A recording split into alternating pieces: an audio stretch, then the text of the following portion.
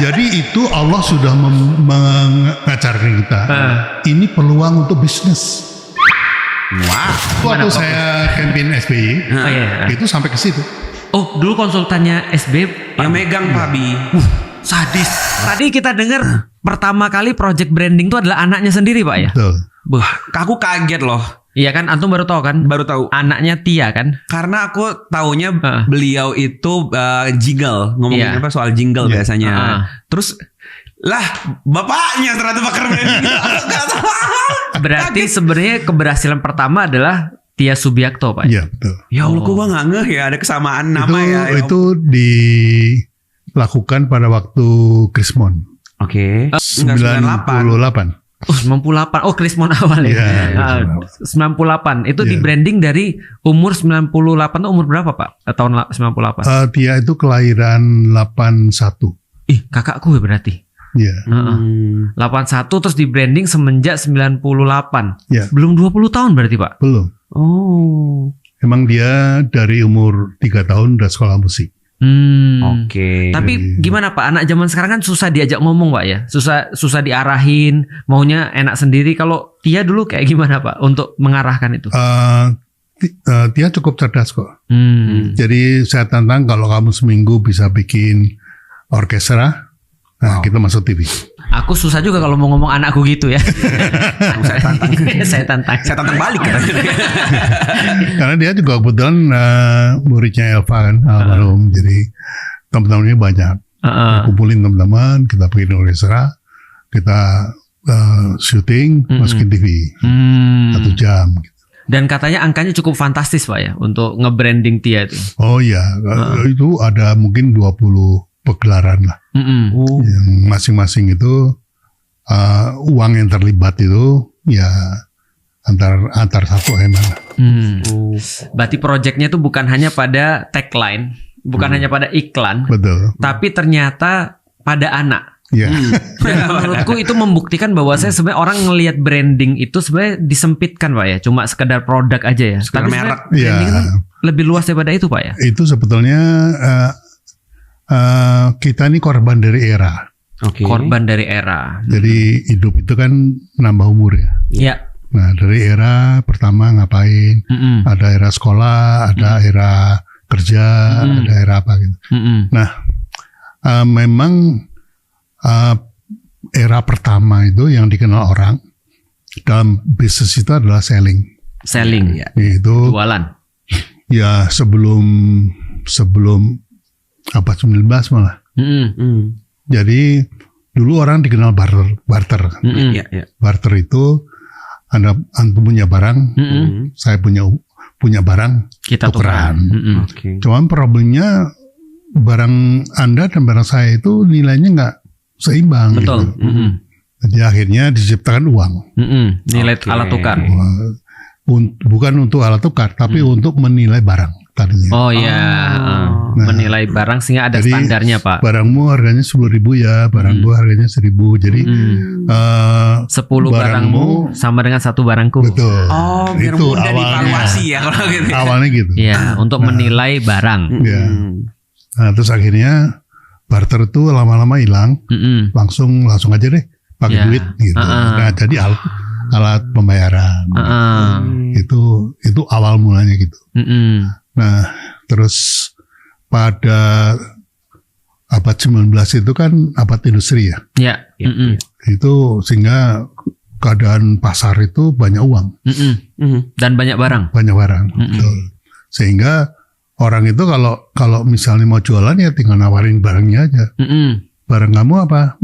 Barang saya ini bisa ini gitu. Bedanya masih A ya bedanya ini gitu. Jadi karena barangnya masih sedikit jadi gampang laku. Iya. Gitu. Oh iya juga, betul. Nah, berkembanglah selama 1990 itu sampai 1950. Yang kebetulan saya ngalamin.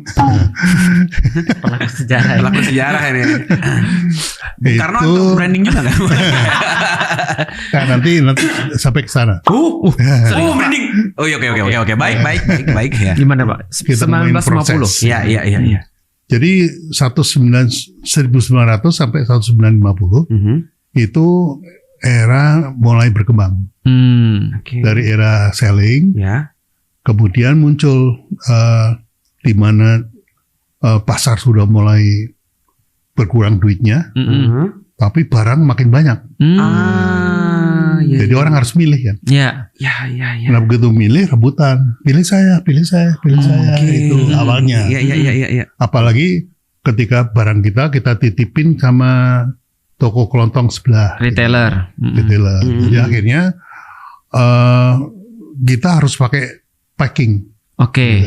Kalau tadinya jual keripik singkong ketemu pelanggan, langsung singkongnya taruh di plastik, udah laku. Sekarang nggak bisa, harus dititipin ke warung sebelah. Nah butuh merek. Itu identitas supaya jangan ketuker sama orang yang punya. Sesederhana itu sebenarnya awalnya ya. Betul. Iya. Nah, merek terus kemudian supaya dikenal kasih logo.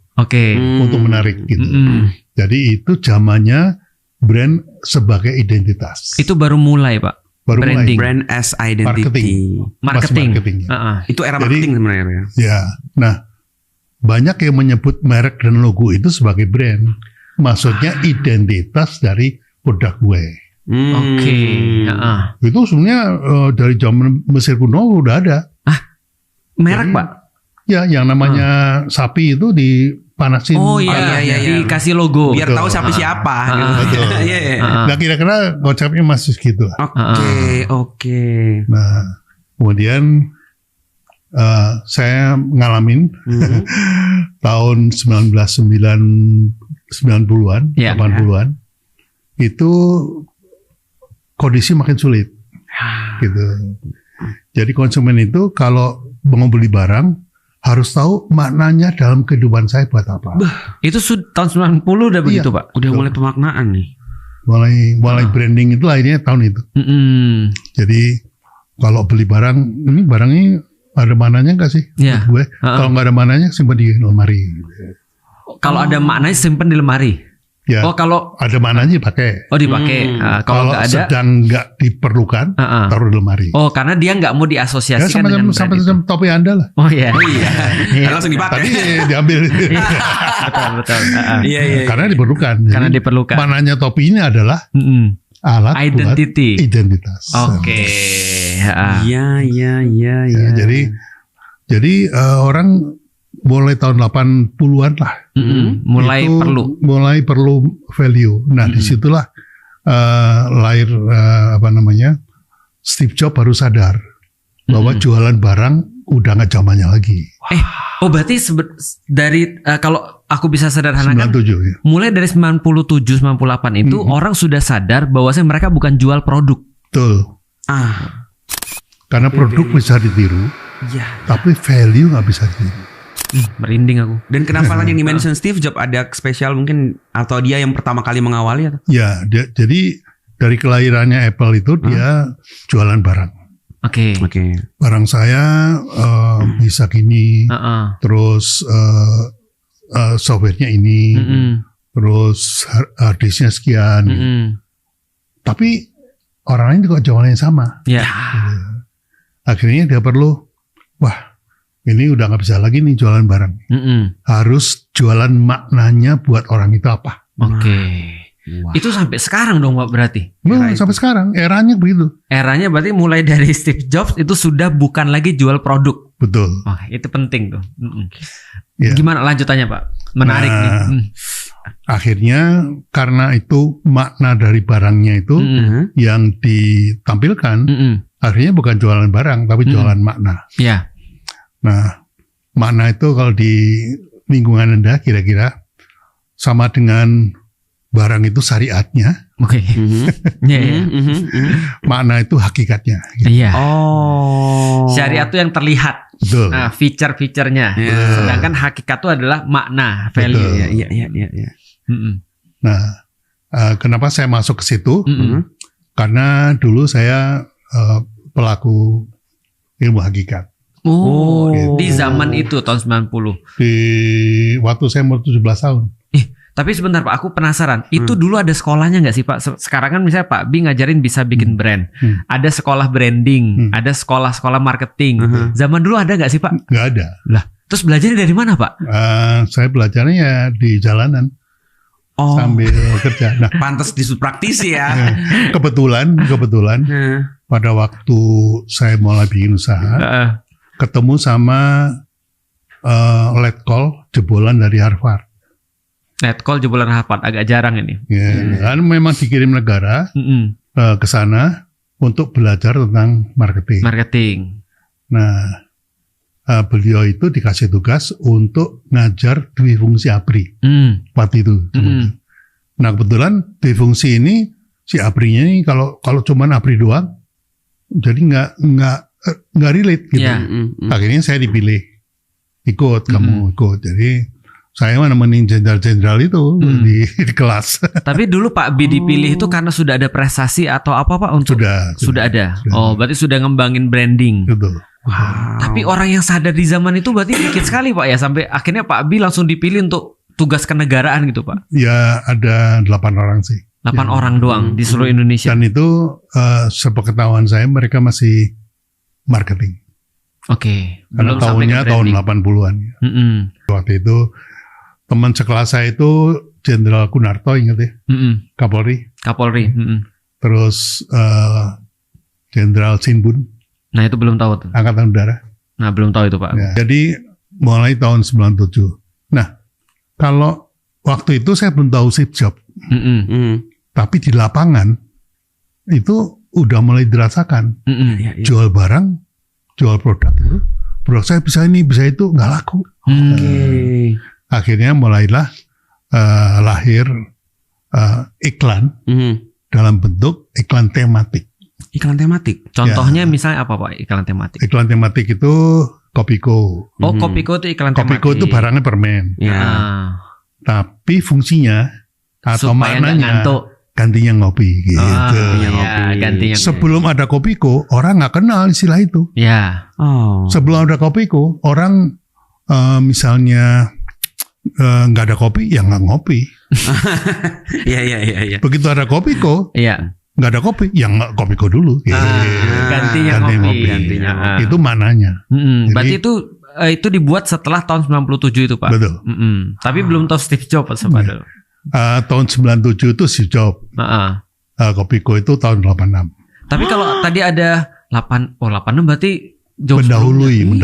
Tapi sebenarnya kalau tadi Pak Bi bilang ada iklan tematik mulai dari Kopiko, itu sebelumnya iklan-iklan nggak tematik berarti? Enggak. Sebelumnya iklan tactical. Iya. Misalnya kayak gimana Pak iklan? Nah, barang saya bisa ini, terbuat dari ini. Fitur. Enak gitu misalkan ya. Enak gitu. Berarti tidak ada value yang dijual. Betul. Yang dijual adalah feature. Tunggu. Berarti kayaknya kalau sekarang kita lihat pasar kebanyakan ya, misalkan kita mampir aja di sebuah warung di rest area lah gitu kan. Itu berarti masih banyak yang kayak gitu ya, karena kalau kita lihat kemasan isinya cuma misalkan keripik bla bla bla. Ya kan? Enak, halal, lezat gitu-gitu doang tuh. Itu berarti masih poin yang pertama tadi ya? Iya, betul.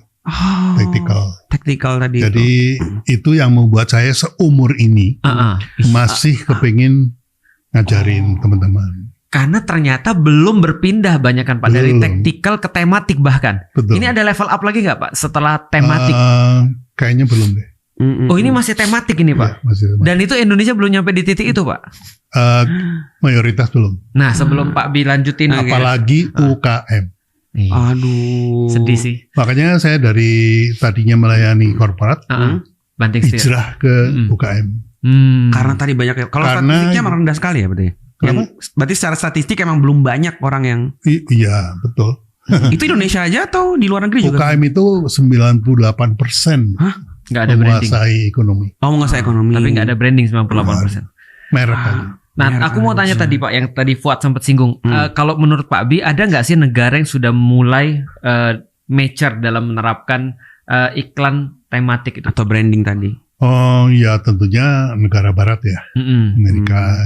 Jepang gitu Pak, udah masuk belum Pak? Udah masuk, udah lama. Tahun 74 saya ke Jepang aja, sekolah di sana, itu sudah ada Yamaha, sudah ada Honda gitu, dan dengan value-nya apa, bedanya, yang mananya kalau saya naik Honda mananya apa, apa your dreams itu ya. Betul. Kalau berarti mereka udah mulai masuk tematik. Udah. Kalau Indonesia sekarang perusahaan-perusahaan besar udah, tapi UKM yang sebenarnya belum pernah Pak ya. Beberapa sudah. Salah satunya murid saya itu dari Bandung, itu dia bikin kerudung. Bikin apa Pak? Kerudung. Tadinya dibilang hijab. Terus karena dia membuka peluang untuk ekspor, jadi akhirnya disebut kerudung. Oh, biar ada nilai tradisional. Ya, karena orang-orang tua kita tuh kan nggak pakai hijab, pakai kerudung. Ya, benar juga ya. Nah, sehingga melebarkan pasar. Gitu. Nah, dia punya pada waktu dia ikut sebelum COVID, itu kemampuan digital printingnya itu baru 2 warna. Nah ini dia sudah bisa mengembangkan sampai 4 warna. Gitu. Untuk kerudungnya itu ya. Jadi kalau misalnya orang pakai kerudung itu seharian selfie 4 kali, bisa ganti warna. 4 warna. Luar biasa. Nah itu maknanya. Iya. Barangnya 4 warna. Fiturnya 4 warna, tapi maknanya juga adalah selfie-nya. Ya. Oh, sehari bisa selfie 4 kali. Berarti sebenarnya kalau makna terkait banget sama yang namanya behavior, Pak. Betul. Kalau berarti yang kita kejar di makna itu kita lihat behaviornya dulu. Makanya saya bilang marketing melihat target market siapa. Oke, marketing melihat target market siapa. Negaranya, sampai orangnya, sampai daya belinya, itu marketing. Tapi branding itu melihat target behaviornya apa. Oh, itu kata kuncinya berarti Pak? Iya. Kalau marketing itu target market, kalau branding behavior. Betul. Ilmunya mempelajari behavior itu ada yang ngajarin nggak sekarang Pak?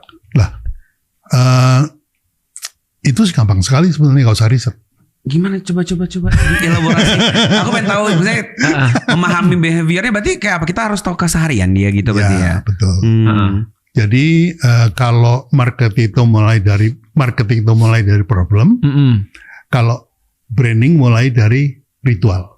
Wah, jenius banget sumpah. Berarti bisa jadi itu bukan masalah bagi dia. Bukan. Ritual yang menimbulkan masalah itu yang harus diselesaikan. Kalau selling dari produknya, betul. Kalau marketing dari masalahnya, branding. Oh ya benar. Berarti gini, kalau masalah yang diincar, kalau masalah yang selesai kan belum tentu beli lagi. Betul. Kalau ritual kan pasti tiap hari pasti dibeli. Oh, karena sholat itu kayak ritual. Betul. Berarti kalau kita bisa hadir di situ, itu kan bisa 5 kali sehari dipakai tanda kutip. Betul. Wah. Jadi kalau Anda jual coklat, Anda kasih mana? Beli secangkir coklat sehabis sholat. Dimakan berapa kali? Itu baru kepikiran atau gimana? Gak itu baru kepikiran hari ini Pak, itu Pak. Udah sering saya sampaikan sih. Oh iya. Bagus banget soalnya tuh. Wah kacau. Atau boleh pilih secangkir coklat sehabis sholat Jumat. Sama-sama Jumat, ya. Nah, ritualnya beda. Betul. Seminggu sekali sama 5 kali sehari. Betul. Lebih sulit yang 5 kali sehari berarti Pak. Iya. Tapi kalau terus diingatkan dan orang percaya, lama-lama jadi dicari. Sebentar. Jadi marketing itu menawarkan, kalau branding itu barangnya dicari. Marketing itu menawarkan, kalau branding itu kita sudah karena ritual, berarti kita bermain di orangnya. Di orangnya. Bukan di kitanya. Bukan. Berarti kalau marketing itu kayak kita ngedatengin, kalau branding itu kita mendatangkan. Mendatangkan. Oh. Didatengin gitu. Prosesnya Pak gimana Pak? Kalau branding ini kan soalnya branding kan tadi kan kalau orang memandangkan dalam level sempit itu cuma produk, tapi ternyata gampang project pertamanya cuma manusia. Satu aja. Cuma satu langkah. Anda harus menemukan value dari produk Anda. Value. Susah itu Pak. Makna satu ya, tapi makna. susah itu. Nah, mencari makna itu gampang. Yaitu konsumen akan merasa kehilangan kalau barang Anda nggak dijual. Apa kira-kira? Susah juga itu. Iya. Aku lagi berpikir nih. Kalau diterapkan pada diri sendiri bisa Pak ya? Nah, apa yang merasa kehilangan Anda punya jemaah Kalau Aku nggak ada. iya, Aku ganteng nggak mungkin. Nggak banyak. Banyak. Nyanyi nggak usah. Nyanyi nggak Nggak usah, mungkin. nggak usah. apa yang hilang? Oke. Kalau marketing bertanyanya kenapa orang harus milih aku gitu. Ya betul, Kalau branding berarti kalau aku nggak ada, apa yang hilang? betul. Gampang kan? Iya. Susah, Pak. Berarti kita harus main di otak orang ya. Iya. Karena kita harus lihat perspektif dia kan. Makanya namanya branding itu adalah persepsi yang dipercaya. Persepsi yang dipercaya. 2 kali Pak B bilang dipercaya. Berarti ini juga kata kunci juga nih. Ya, Believable. betul. Heeh. Malah saya istilah yang lebih seremnya lagi adalah belief system. Believe. Ini udah masuk ke iman dong Pak ini. Betul. Wow. Berarti sebenarnya behavior sama iman ini ada hubungannya Pak? Ada. Contohnya gimana Pak kalau diterapkan dalam branding misalnya Pak? Ya, dalam keseharian Anda udah biasa ritual sholat 5 waktu.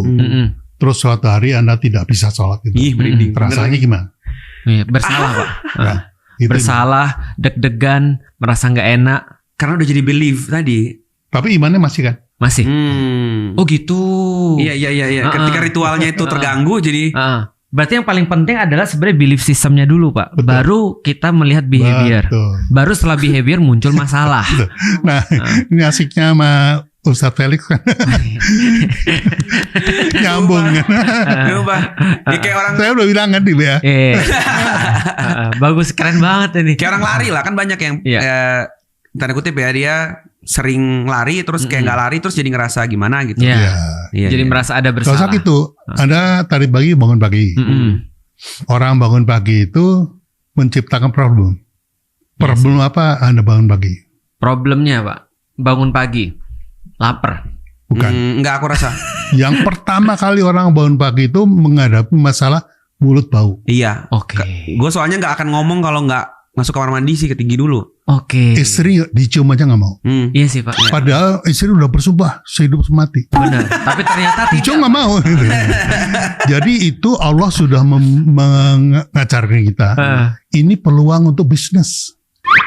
Wow. Biasa ya. Bikin pengharum mulut. Iya. Bikin permen. Bikin kue. Sebelum gosok gigi. Bahkan sebelum gosok gigi. Jadi ditaruh di meja sebelah tempat tidur. Dan pasti karena itu ritual, kecuali Anda mati habis itu kan. Berarti kan pasti bangun pagi terus kan. Betul. Wow. Menjaga keharmonisan rumah tangga. Nah, itu maknanya. Kayak gitu-gitu berarti Pak. Iya. Berarti belief system ini penting banget untuk. Tapi problematikanya Pak, kok bisa Pak B ngajarin ini dari hampir 50 tahun, tapi orang Indonesia bahkan kayak aku ya masih merasa, aduh ini kayak kita nih belum terbiasa banget ngeliat belief system orang. Terus terang ya, selama saya praktek itu saya nggak pernah ketemu marketing director. Saya ketemunya selalu CEO. Oke. Karena kalau di level marketing director, marketing manager itu ilmunya ya marketing. Oke. Tetap Jadi, kotaknya di situ. Betul. Nah, saya masuknya dari sini. Kalau Anda punya perusahaan dan Anda bosan, Anda mau jual, jual putus gitu. Ya. Kira-kira apa yang dilakukan? Due diligence. Due diligence. Nah, dihitung kan? Dihitunglah aset perusahaan macam-macam. Itu secara fisik bisa dihitung. Betul. Nah, bagaimana Anda menghitung nilai brand Anda? Ya, yang intangible. Yang intangible. Itu kalau Pak Budisman tahu ya, itu rumusnya 10 kali. Ya, 10 kali lipat daripada tangible. Tangible. Oke. Itu yang paling mudah. Betul. Nah, di situ Derry nyesel. Kenapa Pak? Karena yang kemarin. Iya, Derry kasih solusi. Salah sih dia. akhirnya dia mati-matian bangun brandnya kan, supaya value-nya naik, valuasi naik. Setelah kenal saya. Dan akhirnya kenal sama Corbusier. Itu sebelum kenal saya. Iya itu gitu. tadi makanya tadi salah. Makanya tadi 10 kali lipat daripada tangible itu ternyata nggak masuk di zaman Padahal sekarang. dia saya posting saya podcast sama dia itu masih di kantor lama lah. kantor lama. Sebelum diakuisisi. Tuh. Nah, katanya gara-gara podcast sama saya terus bisa ngundang macam-macam tokoh. Luar biasa. Kita malah ngundang tokoh-tokoh dulu baru beliau. Kualat. Abis ini baru nanti kualat. Kita pindah ke Sablanka. Jangan. Ya berarti itu yang pertama kali harus dilakukan sebelum kita mikir branding, apapun itu brandingnya. Karena zaman sekarang itu aku pernah baca katanya sekarang penjualan ataupun bisnis itu pindah ke orang, Pak. Artinya kan yang menjadi problematika sekarang personal branding sebenarnya, Pak. Iya. Berarti sekarang penting banget bagi siapapun untuk ngerti branding, terutama personal branding. Ya. Sebetulnya itu pemahaman yang salah. Oke, yang benar gimana, Pak? Tapi saya biarin aja. Oke, gimana, Pak? Karena eranya begitu ya. Oh, eranya begitu. Saya nggak bisa ngelawan era kan. Jadi eranya sosial media dan segala macam. Dulu saya nanganin Indomie 10 tahun. Ya. Nggak pernah sekalipun nampilin tampangnya Antoni Salim. Iya sih. Iya. Kalau sekarang kayaknya harus. Gitu. Ya betul. Oh gitu Pak. Iya sekarang kan Iya. kayaknya ownernya tuh kayak keluar, nongol gitu loh, eksis.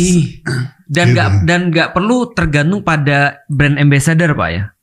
Enggak dulu. Kalau ada. sekarang Malah justru produknya yang ngangkat brand ambassador. Dulu bukan brand ambassador yang dibutuhkan adalah model, talent. bintang iklan tuh kita nggak tahu namanya siapa. Jadi kayak saya bikin Extra Joss itu, saya bikin talent almarhum Doni Kusuma. Doni Kusuma betul. Oke, ingat. iya benar. Itu berarti talent atau model. Iya. Tapi kalau sudah sekarang baru sudah perlu branding, Ya, personal brandingnya, Pak. ya pemahamannya begitu. Tapi sebenarnya nggak begitu. Nggak begitu. Gimana, Pak? Yang benar, Pak. Ini menarik nih. Nah, anak sekarang percaya bahwa the product is you in the form of product. The product is you in the form of. Berarti kita yang produknya. Jadi produk branding itu adalah kamu dalam bentuk produk. Oh, kamu dalam bentuk produk. Iya. Berarti asosiasi produk tuh ada kitanya. Ya. Atau corporate branding itu adalah kamu dalam bentuk perusahaan. Gitu. Itu yang diyakini oleh anak muda zaman sekarang. Tapi itu tidak tepat. Dari zaman dulu udah ada. Oke. Gudeg Yujum. Yang ada yang berdiri sejak itu ada juga kan. Nggak duduk-duduk tuh Bu Yujum. Berdiri sejak lama. Jadi ya cuman berputar aja. Kehidupan berputar. Jadi karena saya ngalamin dua-duanya, jadi saya ngikut aja gitu. Tapi kalau idealitasnya menurut Pak Bi seperti apa untuk ke depan ini? Sebenarnya apakah harusnya memang kita? Karena nggak ada hubungannya antara produk dengan orang. Gitu. Okay. Kecuali koki dengan masakannya. Chef dengan masakannya. Itu perlu lah. Dia adalah produknya sendiri. Iya. Nah, itu berusaha-berusaha. Nah, yang saya happy dengan pergeseran pemahaman ini, karena zaman sekarang banyak menteri hadiah. Gitu. Menteri giveaway. Ya. Wow. Komisaris hadiah. Iya. Barusan kemarin. Jadi perlu kalau dapat hadiah dari menteri, kalau Anda jadi menteri nanti, Anda harus memasukkan makna dalam diri Anda. Tapi kok mereka tidak pernah menghubungin Pak Bi tuh kayaknya. Ya, itu yang saya heran. Aku pernah literally aku story, mbok ya cari konsultan yang bener gitu Pak maksudnya. Karena ya Allah Pak ini nggak ada konsultannya sama sekali kayaknya Pak. Blunder ya. Jadi kelihatan kalau misalnya doorstep gitu ya. Itu harus punya strateginya, harus menunjukkan kompetensinya, cara menghadapi wartawan gimana. Benar, bahkan pilihan kata-katanya, sikapnya juga. Kayaknya ada, aku tahu siapa yang paling perlu Pak, tapi jangan diomongin hari ini. Jangan. Dulu waktu saya campaign SBY, itu sampai ke situ. Oh, dulu konsultannya SBY yang megang Pak Bi. Sadis. Apa dulu Pak yang tagline-nya Pak? Bersama kita bisa. Wah. Nah itu maknanya, maknanya itu ada kata-kata mengatakan king can do no wrong. Ya, king can do no wrong. Ya. Jadi gua jadi presiden ya udah, gua bikin aja peraturan gitu. Betul. Nah tidak pernah melibatkan rakyatnya. Oke. Oleh karena itu saya bikin maknanya bersama. SBY ini bukan king. tidak memutuskan sendiri, tapi bertanya kepada rakyatnya. Oke. Dan faktanya memang presiden itu kalau bikin rencana undang-undang harus setuju oleh DPR. Benar. Berarti bersama itu nilainya. Betul. Baru kita bisa. Ya. Itu mungkin aku lihat Pak Bi mungkin dulu bikin semacam kayak proposal Pak. Kan awalnya Pak Bi mungkin nulis pendahuluan. King can do no wrong. Baru terus solusinya. Nah ini kayaknya mungkin gitu. yang terakhir cuma baca depannya doang. Makanya blunder. Makanya King can do no wrong. Nah itu saya lihat pasangan SBJK kan. Iya. Itu awalnya kenapa ketemu itu? Itu karena saya akhir tahun 2003 pas lagi rapat perusahaan diundang ke kantor Menko Kesra. Menko Kesra. Pas waktu itu masih kantornya Pak JK. Terus ngobrol-ngobrol, dia bilang saya mau jadi presiden. Gitu. Terus bisa nggak Pak bantuin campaign? Saya bilang ya saya coba gitu. Kalau memang cocok bisa datang ke rumah. Saya kira gitu. Nah, terus dia tanya, saya ini anggota Golkar, jadi saya harus ikut konvensi Golkar. Betul. Sebelum jadi presiden dicalonkan. Capres. Lalu dia tanya, perlu nggak saya ikut konvensi? Saya bilang, kalau menurut hemat saya jangan. Kenapa Pak?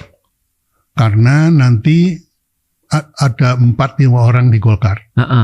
Jadi mencalonkan diri juga jadi capres semuanya. Dan kalau dia kalah sebagai capres, bahkan belum pertandingan. Balon dulu ya, bakal calon. Jadi balon aja kalah itu. Nah itu masuk kotak. Jadi Anda akan hilang dari percaturan. Mikirnya sampai gitu ya? Ya. Jadi ingat kondisi sekarang. Itu ada 5 calon presiden yang rebutan wakil presiden. Ya. Nah, kalau mau pasti kepilih, jadi wakil presiden aja. Maka itu yang langsung ditawarkannya begitu. Tuh. Nah, dari pengalaman itu saya tahu karakter dari JK. Dia selalu melibatkan orang lain untuk minta pertimbangan. Makanya dari situ bersama. Wah. Lahirnya di situ. Jadi bukan iklan ya. Iya. Kan udah. Biasa sih. Proses kreatifnya luar biasa. Sampai di titik itu berarti Pak ya. Iya. Kalau aku ditanya misalnya contoh ya sama JK, walaupun nggak mungkin, ini imajiner aja. Nggak mungkin lah. Jongkok maksudnya. Saya mau jadi calon presiden. Oke. Bisa nggak? Nggak bisa. Langsung dibunuh mimpi-mimpi orang ya Anda. Nggak bakar. Kalau mau jadi ustadz boleh. Terus kalau di zaman sekarang Pak, misalnya kalau menurut Pak Bi nih, kalau ada orang mau berkembang ke depan dalam bisnis kah, dalam dakwah kah, kan kalau dakwah beda jualannya aja sih Pak, jualannya ide. Nah untuk itu apa sih yang mereka harus kembangkan dalam bidang branding itu Pak? Yang mereka harus kuasai skill yang future proof untuk ke depan. Jadi supaya menonjol juga dengan pesaing, maka kita perlu bertanya pada diri sendiri. Kira-kira value apa yang harus saya punya? Oke. Sehingga pada waktu saya mati, itu jemaah saya kehilangan. Oke. Bisnis sama, dakwah sama, semua sama. Kalau andai kan aku mati, apa yang membuat mereka itu mau datang ke tempat aku untuk nyolatin lah, kalau gampang kalau seorang ustadz atau seorang ulama dia gitu merasa nangis-nangis karena kehilangan. Karena pasti ada yang hilang kan. Iya, hilang. Betul. Karena yang hilang mati itu kan sebenarnya produk alias kayak nyawanya hilang kan. Tapi yang bikin orang nangis kan sebenarnya bukan badannya ya. Iya. Pertanyaannya Pak, itu bagiku masih agak sulit jawabnya sih Pak. Kalau bagi orang-orang yang baru belajar Pak ya, ada cara lebih mudah nggak Pak untuk menjawab itu Pak? Cuma itu aja. Cuma itu aja. Tanya orang berarti mungkin. Enggak cuma orang, barang juga. Enggak, maksudnya harus nanya orang nggak sih? Kayak apa perlu tahu orang mandangnya kita gimana? Ya, gitu. Contohnya kayak Kodak. Ketika dia bangkrut, apa yang hilang? Aku hampir nggak ada sih Pak. Kalau aku sih kenangan ya. Iya, kenangan paling. Memori. Nah itu yang dijual oleh Kodak. Makanya Kodak bilang bahwa Kodak adalah memori. We are not selling film, we are selling memory. Oh, untuk nyetak di itu ya. Betul. Jadi foto-foto saya pada waktu di Jepang tahun 74 itu hilang. Karena banyak foto lama yang sekarang dengan AI bisa ngantang lagi gitu. Betul. Tapi memorinya itu yang berharga. Fotonya nggak berharga. Makanya bosnya Kodak bilang ke anak buahnya, don't sell film. Sell memories. Sell memory. Bagus juga ya. Tapi kalau kita mau nguasain mainstream pasar bisa nggak sih Pak sekarang? Kayaknya di zaman internet semuanya serba bisa sih. Possibility untuk bisa itu lebih besar. Tapi memang sekarang lebih segmented ya sebenarnya. Yeah. Niche itu lebih penting atau ngincer pasar yang lebih besar lebih penting? Ya kalau mau jualan ya pasar lebih besar. Gitu. Tapi cuman harus cari behavior apa yang bikin yang behavior itu besar. Nah itu dia tuh. Aku baru mau nanya tadi Pak. Udah saya bilangin tadi bangun tidur. Karena semua orang di dunia ini bangun tidur. Oke. Sesimpel itu. Berarti kita harus cari sesuatu yang umum terjadi di orang Betul. dulu. Dan kemungkinan besar ritual dan behaviornya sama. Iya. Makanya Kopiko bisa dibawa ke astronot ke luar angkasa. Karena di sana nggak bisa ngopi Pak. Bisa ngopi. Bisa apa? Bisa ngantuk. Iya sih. Mau astronot, mau emak, semua ngantuk. Wah. Itu ritualnya ngantuk. Iya. Untuk menjawab problem yang terjadi ketika ngantuk, itu dia pakai Kopiko. Berarti ritualnya orang ngantuk. Belief sistemnya kalau ngantuk itu ngopi. Belief systemnya kalau ngantuk, gua nggak bisa kontrol komunitas. Ke situ arahnya. Oh berarti itu tidak sampai pada kopi produk. masih produk sebenarnya sih. Enggak. Oke. Kayak orang nyopir bus. Misalnya Jakarta Bandung. Itu sebelum berangkat dia beli Kopiko satu renteng. Satu tempat gede, satu pouch. Kenapa? Begitu ngantuk makan. Karena dia takut kalau gua ngantuk, gua nggak bisa nyetir. Oh, berarti belief system. Oh ya benar. Contohnya tadi kalau sholat, kalau beriman sholat. Kalau dia tidak sholat tetap beriman sebenarnya walaupun dia merasa bersalah. Betul. Oh berarti belief systemnya itu tidak berkaitan dengan produk. Iya. Iya. Nah menariknya tuh kalau ngomongin soal tadi kan Ustadz nanya nih sebagai pendakwah atau orang bikin sebuah organisasi itu kan sebenarnya tadi tinggal jualannya aja yang beda produknya kan sebenarnya. Nah cuman ketika ditanya value apa yang hilang itu tuh akan kalau aku sendiri yang ngerasa ya kadang terkepentok sama istilah generalis. Kita tuh kadang sendiri bingung.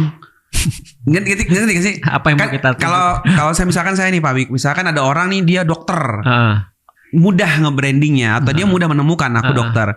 Tinggal ditambahin mungkin kalau di kelasnya Pak Bi kan yang ya dokter yang apa gitu. Nah cuman sebagai orang yang ngerasa nggak pernah kayak jago di banyak jago apa atau fokus satu hal, tapi ngerasa bisa banyak hal cuman bukan ahlinya ya. Itu kadang sebagai generalis tuh agak susah menemukan saya tuh siapa ya gitu. Pak Bi kan juga mungkin banyak. Gampang aja. Kalau Anda dikenal sebagai orang yang mengubah suasana, begitu masuk suasana langsung berubah. Tadinya pada diem, begitu masuk terus rame gitu. Begitu Anda nggak ada, nggak datang, itu aja udah kehilangan sih teman-teman. Oke. Nggak usah jadi dokter. Iya ngerti. Oh. Cuman lebih mudah kalau dia sudah punya profesi, Pak. Iya. Aku pengen tanya nih, Pak. Ini concernku dari dulu. Bisa nggak sih kita membranding negatif kepada sesuatu? Sangat bisa. Dan Islam udah kena ya, Pak ya sebenarnya. Sebetulnya semua itu kembali ke etika. Etika, oke. Jadi saya pernah beli buku, masih saya simpan. Namanya bukunya Business Ethics. Business Ethics. Saya buka halaman pertama, dia bilang, there is no such business ethics. Wow. What exists is an ethical person doing business. I see. Bukan bisnisnya, orangnya. Oke. Kalau bisnisnya nggak etikal, berarti orangnya etikal.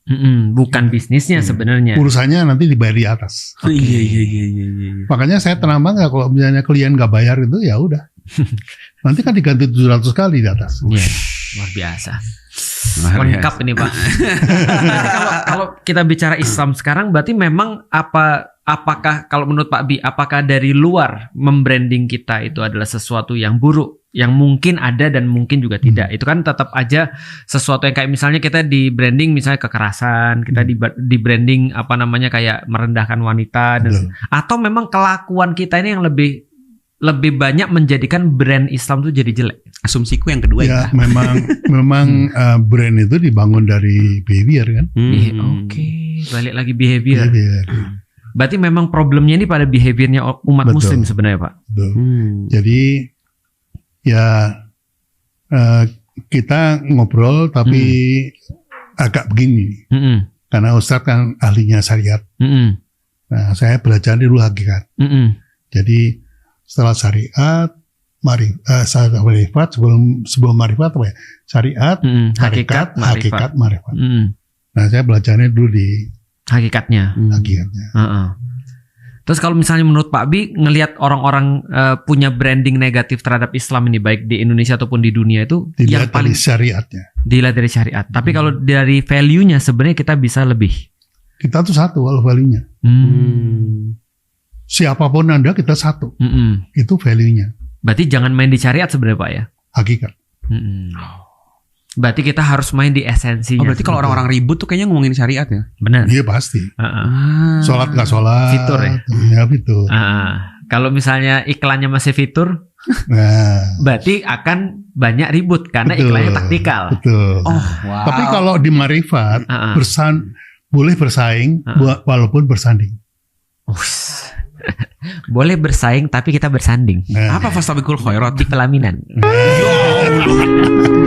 Kan banyak tuh collab gitu kan. Kalau kenapa collab sekarang nggak ngitung syariatnya, dihitungnya collabsnya itu. Betul. Akhirnya. Oh berarti kalau ini diterapin dalam dakwah itu kan sebenarnya bentuk advertising sebenarnya Pak. Betul. Ya? Nah berarti sekarang problemnya adalah bagaimana membawa dakwah itu pada tematik. Betul. Bukan taktikal. Jadi bagaimana kita ceritakan syariatnya, tapi kita sampaikan hakikatnya. Pernah ngeriset khusus nggak sih Pak kalau untuk dakwah? Misalnya problematika dakwah di Indonesia itu apa dan solusinya apa? Misalnya ada contohnya nggak Pak? Kayaknya belum deh. Belum ya?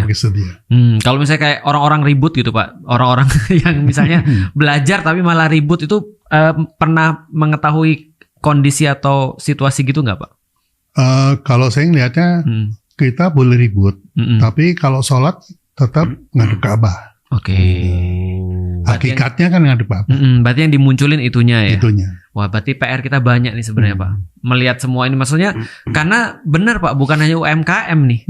Tapi sebenarnya pelaku-pelaku dakwah juga ternyata sampai di detik ini belum memahami sampai di titik itu. Pertama kali berarti harus diusahakan behavior. Kalau untuk behavior apa Pak yang paling harus dilakukan supaya behavior bisa berubah? Begini, hakikat dari hidup itu kan muter ya. Dari bangun tidur sampai tidur lagi. Itu yang kita sebut behavior. Tapi itu adalah berangkat dari hakikat, bukan dari syariat. Kalau syariat bisa beda-beda. Cara Anda tidur dipermasalahkan dengan cara saya tidur, itu aja udah ribut. Ngadep kiri, ngadep kanan. Tapi tidurnya. Kata Rasul katanya harus ngadep kanan, gitu. Karena apa? Jantung kita di segala macam lah ya. Nah itu kalau dipermasalahkan jadi ribut. Tapi kalau pada hakikatnya tidur itu adalah istirahat, 2 jam deep sleep, itu memelihara kehidupan kita. Itu semua orang setuju. Oke. Lu mau miring kanan kayak miring kiri selama deep sleep itu hidupannya bagus gitu. Berarti itu yang dipromokan. Itu yang dikampanykan. Karena kalau enggak akan jadi ribut aja ini orang tuh mah. Pernah ini enggak Pak dikasih apa namanya membranding dakwah gitu Pak. Bukan produk. Mau sih kalau disuruh. Kok gitu sih sebenarnya. Pak Bima, pertanyaan gue saya yang di sini langsung hakikatnya. Saya jawab sekarang ya. Gimana Pak? Bagaimana caranya Anda berdakwah? Nah ini nih. Supaya membuat para jemaah itu bukan cuma mengenal Allah, tapi dikenal Allah. Udah itu aja. Itu langsung tagline-nya Pak ya. Iya. Bagus itu. Jadi dakwahnya Ustadz Felix, Anda akan dikenal Allah. Ngeri itu. Wow. Kalau mengenal Allah sudah mainstream nih. Semua pengajian juga mengenal Allah kan? Iya, semua ayat. Datang ke sini dan kamu yang dikenali oleh Allah. Serem sih. Serem sih. Aku langsung masuk beberapa hadis-hadisnya langsung masuk. Serem sih. Iya. Gitu. Cuman kalau perkembangan branding ya, apapun lah maksud terkait juga produk atau mungkin tadi personal branding, ide dan seterusnya. Aku kan pernah lihat itu kan banyak poin-poin ya, 1.0, 2.0, bahkan sekarang udah sampai 7 berapa.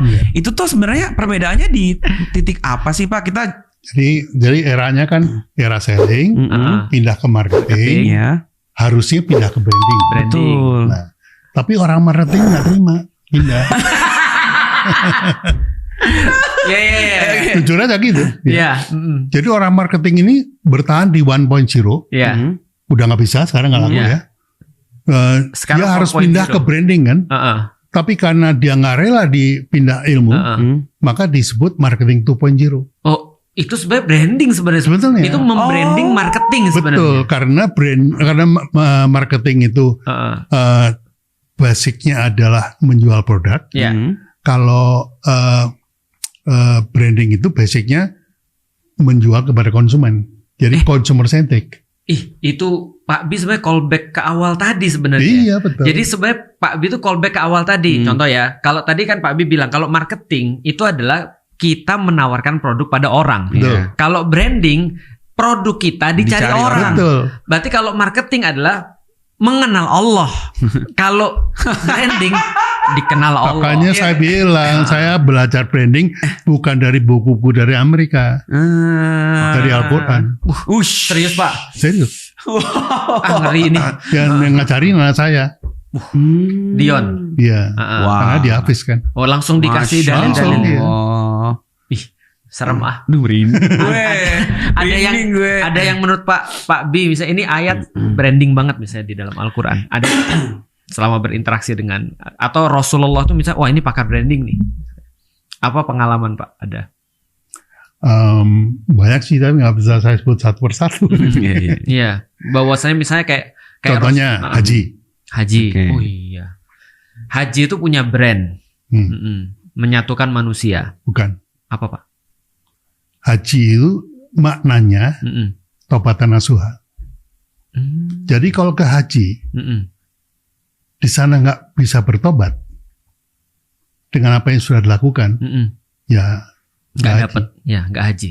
Ya. Berarti itu makna yang dijualnya. Betul. Oh, fiturnya manusia berjumpa, ada tawaf, ada sa'i, ada hotel, ada. Tapi sesuatu yang kalau nggak ada, atau kalau manusia dia meninggal, terus orang tuh kangen sama dia, itu adalah tadi taubatan nasuhanya.